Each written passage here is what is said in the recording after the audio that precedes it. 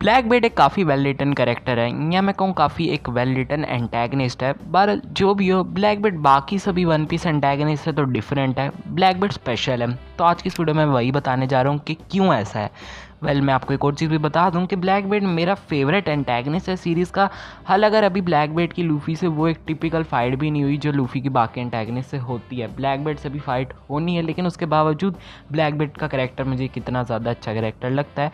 तो चलो इसके बारे में डेप्थ में बात करते हैं। तो सबसे पहली चीज़ जिस वजह से ब्लैक बेड मैं कहूँ उस बाकी सभी वन पीस एंटैगनिस्ट से अलग है, वो है ब्लैक बेड का ट्रू पायरेट होना। ये सबसे पहला और सबसे मेजर रीज़न है। अब आपने कई सारी जगहों पे सुना होगा कि ब्लैक बेड जो है वो वन पीस का ओनली ट्रू पायरेट है, लेकिन किस सेंस में लोग ऐसा क्यों कहते हैं, चलो मैं बताता हूँ। अब वन पीस में लूफी ने सीरीज़ के शुरू से लेकर अभी तक जितने भी एंटैगनिस्ट से फाइट की है, वो सब किस तरह के एंटैगनिस्ट थे? सब किसी ना किसी एक आइलैंड पे बैठे हुए थे, या मैं कहूँ किसी एक आइलैंड को रूल कर रहे थे, और वो बस उसी में बैठे रहते थे, ज़्यादा उस आइलैंड से मूवमेंट नहीं दिखाते थे। लूफी उस आइलैंड में जाता था, वहाँ पे किसी एक बंदे को इमोशनल देखता था और उन विलन से लड़ता था। अब ये जितने भी विलन थे, इन सब के पास कोई ना कोई टाइटल था, जैसे कोई वॉरलॉर्ड था तो कोई एम्परर है। बेसिकली ये बाकी जितने भी एंटैगनिस्ट हैं जो आइलैंड्स पे बैठे होते थे, ये एक पायरेट वाला काम नहीं करते थे। पायरेट क्या करता है? लूटता है, गद्दार होता है और समुंदर में ट्रैवल करता है। लेकिन ये जितने भी एंटैगनिस्ट थे, ये समुंदर पे ट्रैवल कम करते थे, ज़्यादा टाइम आइलैंड पे बिठाते थे। चाहे काइडो क्यों ना हो, काइडो ने अपना आधे से ज़्यादा टाइम ओनिगाशिमा पे बिताया। तो बेसिकली ये सब जो एंटैगनिस्ट थे, ये पायरेट होने के बाद भी पायरेट होने से ज़्यादा या तो ये एक एम्परर थे या तो वॉरलॉर्ड थे, यानी कि इनका टाइटल अलग होना चाहिए था, बस इनको पायरेट टाइटल मिल रखा था। ये ट्रू पायरेट नहीं थे। लेकिन ब्लैक बेड है ट्रू पायरेट। ये बंदा टेरिटरीज तो बनाता है, लेकिन उसके साथ साथ समुंदर पर ट्रैवल करता है। एक चैप्टर में ये आपको कहीं पे दिखेगा और 4 चैप्टर बाद ये कहीं और दिख रहा होगा, क्योंकि ये बंदा कॉन्स्टेंटली सी में ट्रैवल कर रहा है लूफी की तरह। लूफी भी एक ट्रू पायरेट है, माना कि लूफी वो पायरेट वाली हरकतें नहीं करता, लेकिन जो ट्रू पायरेट होता है ना, जो समुंदर पे ट्रैवल करता है, लूफी और ब्लैक बेड ये दोनों वो करते हैं, कॉन्स्टेंटली समुंदर में ट्रैवल करते रहना। आप अभी भी नहीं मानने कि ब्लैक बेड इतना ज़्यादा ट्रैवल नहीं करता, तो मैं आपको बस एक छोटा सा एग्जांपल देना चाहूँगा कि फाइनल सागा के स्टार्ट होते ही ब्लैक बेड हर जगह दिख रहा है। सबसे पहले वो दिखता है अमेजोन लिली पे, 4 चैप्टर बाद ही उसने लॉ पे अटैक किया होता है। और सिर्फ वो अकेला नहीं, उसने अपने क्रू मेंबर्स को भी पूरे न्यू वर्ल्ड या मैं कहूँ पूरे वर्ल्ड में फैला रखा है। कोई एगहेड है तो कोई हाचिनो सूप है। इस तरह ये जो है ट्रू सेंस में अगर हम कहें कि ब्लैक बेड ट्रू पायरेट है, तो उसका मेन रीज़न जो है वो ये है। अब ब्लैक बेड एक ट्रू पायरेट तो है ही, पर उसके अलावा एक विलन क्या होता है, एंटैगनिस्ट। एक विलन जो होता है उसको 2 चीज़ें तो होनी चाहिए उसके अंदर, एक सेंस ऑफ थ्रेट और एक रिलेशन होना चाहिए प्रोटैगनिस्ट के साथ। तो चलो बात करते हैं सेंस ऑफ थ्रेट की कि ब्लैक बेड के साथ ऐसा क्या सीन है। अगर मुझसे पूछो ना कि वन पीस में ऐसा कौन सा फ्यूचर एंटैगनिस्ट है जो इस वक्त सबसे ज़्यादा थ्रेट पोसेस करता है, तो मैं तो ब्लैक बेड का नाम लूँगा। हाँ, मान सकते हो कि आका इनू या ईमो है, लेकिन उनसे ज़्यादा ये फीलिंग मुझे ब्लैक बेड से आती है। उसकी एक वजह भी है। ब्लैक बेड ने सीरीज़ में आगे जाके एक चीज़ तो इनएविटेबल है, ब्लैक बेड ने शैंक्स से तो फाइट करनी है। अब मोस्टली यही होता है कि अगर किसी विलन का कोई पर्पस है तो बस उसको उसी चीज़ के लिए रखा जाता है। जैसे साकाजुकी देख लो, उसका भी एक है कि एक पॉइंट पे जाकर उसने लूफी से फाइट करनी है, तो बस उसके अलावा वो कुछ खास कर नहीं रहा, उसकी बस अब वो लूफी के साथ ही फाइट बचा के रखी जा रही है।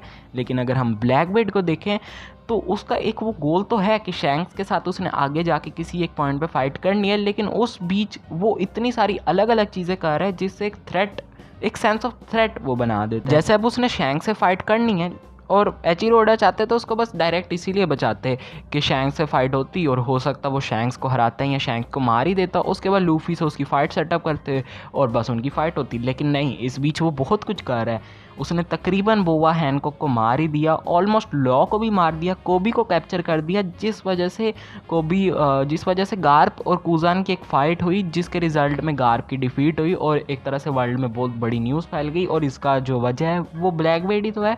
और इसके अलावा ब्लैक बेड ने पुडिंग को भी कैप्चर कर, यानी देख रहे हो ये जितनी भी चीज़ें हुई हैं, ये एक आइलैंड की चीज़ें नहीं है, ये सब पूरे वर्ल्ड में फैली हुई चीज़ें। अमेजोन लिली किधर है और हाचिनो सू किधर है। और अभी इतना ही नहीं, ब्लैक बेड ने तो अपने क्रू मेंबर्स को एगहेड आइलैंड में भी भेजा हुआ है, जिस वजह से वहाँ भी ऐसा हो सकता है कि मतलब मसले बन सकते हैं ब्लैक बेड पायरेट की वजह से।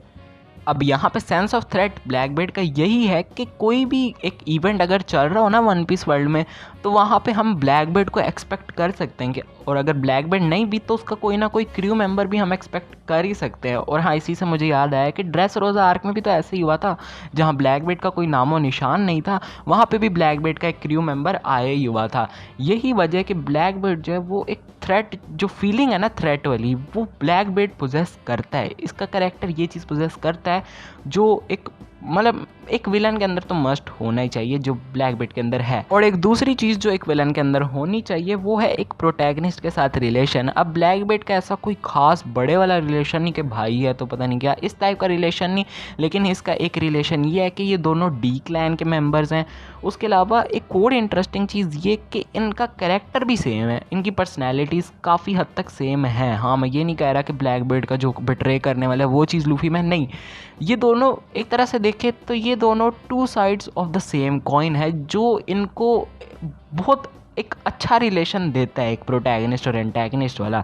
जैसे एक तरफ लूफी है जो लोगों की मदद करता है, वहीं ब्लैकबीड है जो नहीं करता। लूफी है जो लोगों को बिट्रे करना बिल्कुल नहीं पसंद करता, वहीं ब्लैकबीड है जो अपने मकसद के लिए किसी को भी बिट्रे कर देगा और अपने मकसद के लिए कितना भी नीचे गिर जाएगा कुछ पाने के लिए। लेकिन हमने लूफी को देखा था कि वो प्राइड के साथ रहता है। लूफी ने रेली से नहीं पूछा था कि पास्ट के बारे में, एंशिएंट किंगडम और इन चीज़ों के बारे में उसने नहीं पूछा था, लेकिन ब्लैकबीड है अगर उसको पता लगे तो पूछ लेगा क्योंकि वो बेगैरत है। तो दोनों में एक सिमिलैरिटी ये भी है कि दोनों जो हैं वो सेम आइडियल्स काइंड ऑफ रखते हैं। जैसे दोनों ड्रीम्स पे यकीन रखते हैं कि अगर कोई ड्रीम है तो उसको पाया जा सकता है, और दोनों अपने लिए कुछ पाने के लिए पूरी जी जान लगा देंगे, अपने मकसद को पूरा करने के लिए हर वक्त एक्ट करते रहेंगे। यही चीज़ है कि ये इन दोनों को सेम भी बनाती है, एट द सेम टाइम दोनों को डिफरेंट भी बनाती है, जो एक विलन और एक हीरो में होना ही चाहिए मेरे ख्याल से। इस वजह से ब्लैकबीड जो पर्सनली मेरे लिए बेस्ट एंटैगनिस्ट है वन पीस का। आप बताओ आप। ऑलराइट गाइज, यही वो रीज़न है जिन वजह से मुझे लगता है कि ब्लैकबीड सीरीज़ का बेस्ट एंटैगनिस्ट है, और इससे बेहतर एंटैगनिस्ट अब और कोई